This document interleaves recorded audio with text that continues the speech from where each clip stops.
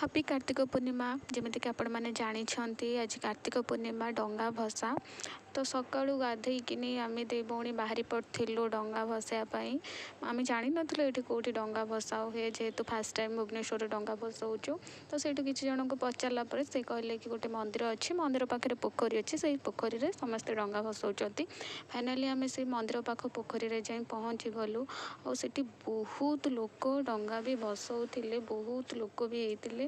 ଆପଣ ଭିଡ଼ିଓରେ ଦେଖିପାରୁଥିବେ, ଆଉ ପୋଖରୀଟାକୁ ବି ଦେଖିପାରୁଥିବେ। ପୋଖରୀ ଭିତରେ କେତେ ସାରା ଡଙ୍ଗା, ମାନେ ମୋତେ ଲାଗୁଛି ଭୁବନେଶ୍ୱର ଅଧା ଲୋକ ବୋଧେ ସେଇ ପୋଖରୀ ଦେହରେ ଡଙ୍ଗା ଭସଉଛନ୍ତି, ଦେଖିପାରୁଥିବେ ଭିଡ଼ିଓରେ। ତ ତାଙ୍କୁ ଦେଖିଲା ପରେ ମୁଁ ଚାଲିଗଲି ମୋ କାମରେ।